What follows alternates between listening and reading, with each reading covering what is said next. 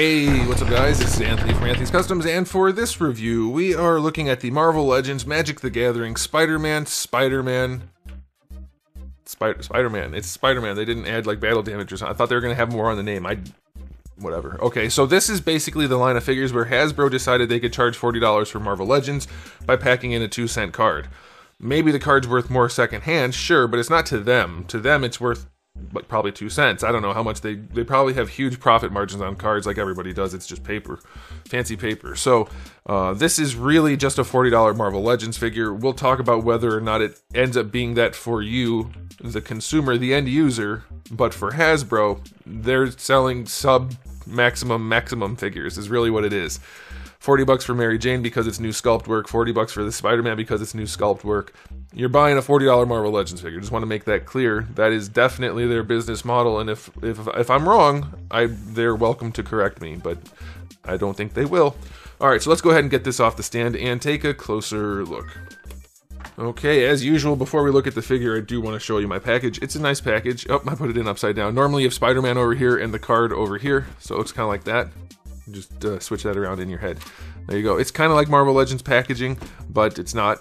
I mean, it is, but it's not. It's a little bit different, but I don't care about the package personally at all, other than this artwork is awesome, and it shows how cool Spider-Man looks when he's not a Marvel Legends figure.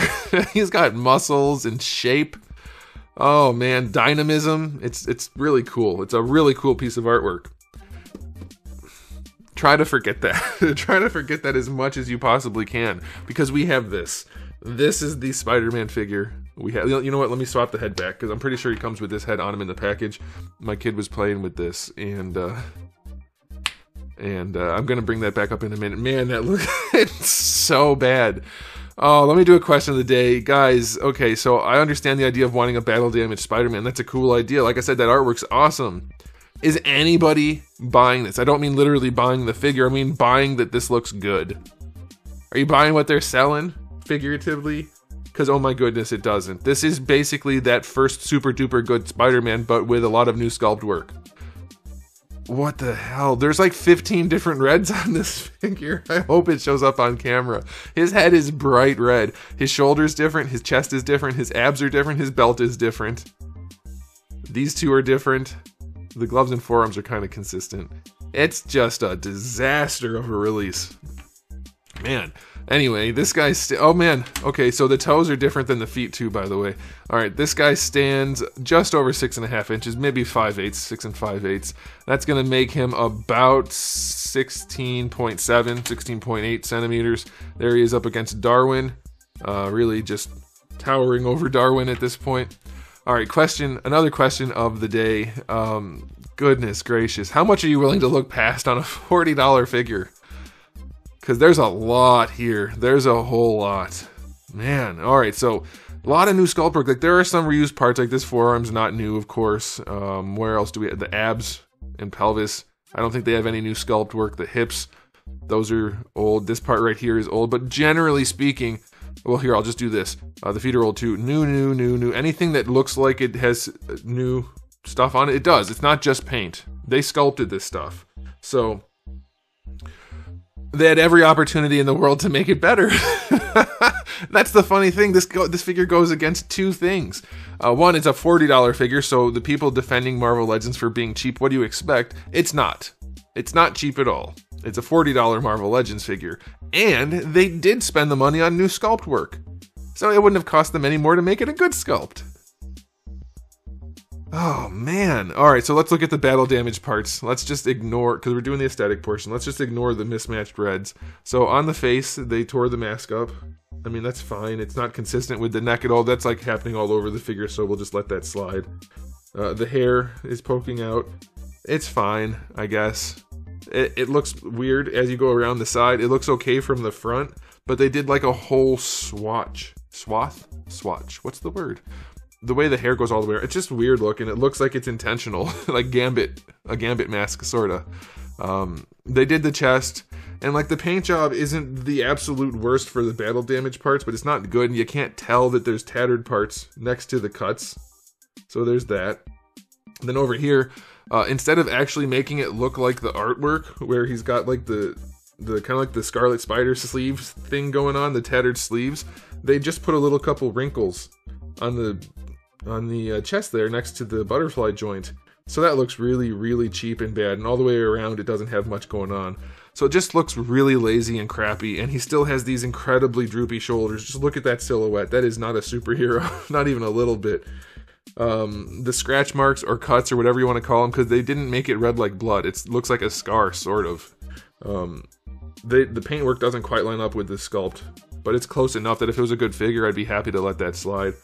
The glove, you can see tattered parts on there, but the sculpt is hardly noticeable because there's no paint to accentuate it other than where the tear marks are. So it's like, it's okay in some sense, and then in other parts, they didn't even paint all of it. You can see up here there's a big tear right above those other two. They just ignored it. So there's that. This part down here on the leg, I don't know what's going on. Is there supposed to be more paintwork here on this lumpy part that looks like he has melted flesh? I don't know. What is going on with that giant sculpted tear that has weird flesh deformities going on? It's just really, really cheap and lazy looking. Like, they had a good idea, and they spent a bunch of money on new molds. You know what? I'll bet you... Well, no, that wouldn't have worked. No, because they couldn't have even done, like...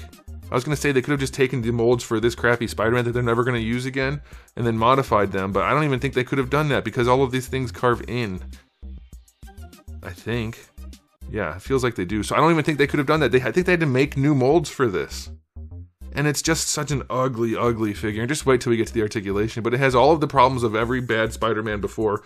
And now it has this bad battle damage. And it's bad in the sense that it could have made the figure better, because they had to make new parts anyway. They had to make new thighs. They had to make a new chest. Just fix those two things. Make a new chest so that the arms don't hang down in the middle of his body. You know, things like that. That would have been great. The paintwork's clean enough, I guess. It's better than just having painted on battle damage, for sure. But the figure... Oh, and there's no paint on the back for the battle damage either. He does have a lot of the melty flesh areas, too. So, yeah, it's just... the spider's pretty clean. It's a disaster, though, overall. If for no other reason than the red parts don't match at all. It is the craziest combination of mismatched reds. I really hope it shows up on camera. Anybody who has this in hand can attest. The head looks like it's from a different figure. It's nuts. But yeah, it has horrible proportioning and horrible musculature, and they didn't do anything good with the new sculpt work. They made it as cheap and easy as possible. For $40, 5 out of 10 for the aesthetic. No, you know what? 2 out of 10 for the aesthetic. The reds are not even close. It's unacceptable. Now, as far as accessories go, you do get the Peter Parker head that looks all beat up. So I guess that's fine if you want that. For hands, you get the 2 fist hands. You get 2 whipping hands, 2 wall crawling hands. That's good. That's a good thing. No gripping hand, of course, but you do get this triangle-handled web line. I still have not figured out a good way to use this, especially with no gripping hand. The triangle thing is weird. You do get his web shield, which I do believe came with the Maximum Spider-Man, right? Originally? Isn't that what happened? I'm pretty sure. So much for Maximum Spider-Man being a unique thing. I think that's what it is. I could be wrong. But you get that. And then you do get the card, which does not count as an accessory, but I want to talk about it. The card you can sell to make some of your money back. So if you're not interested in both things... then you can get this Spider-Man for, let's say you can sell the card and clear $15 to $20, probably.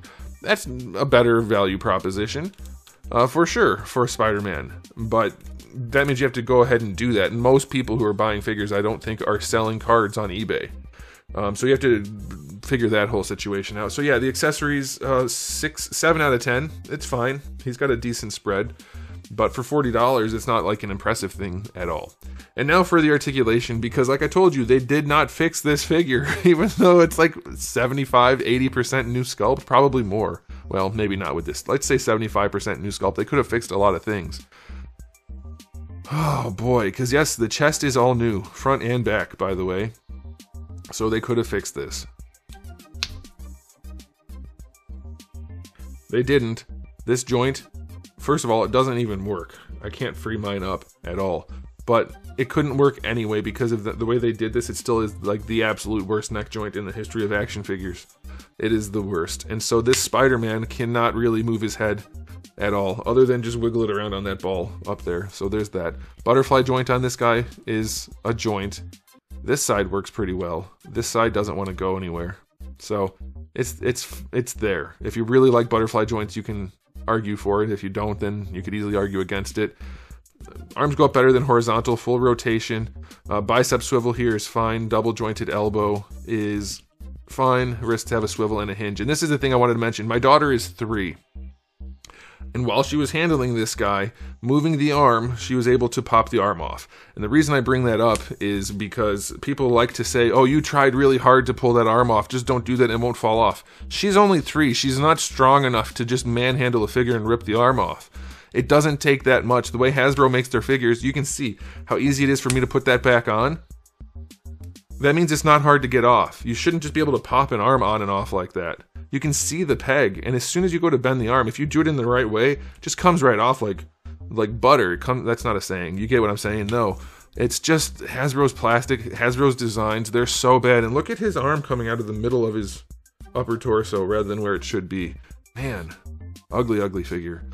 Torso on this guy is still decent on that ball peg, and then you get the reverse ab crunch that still doesn't give him particularly good range.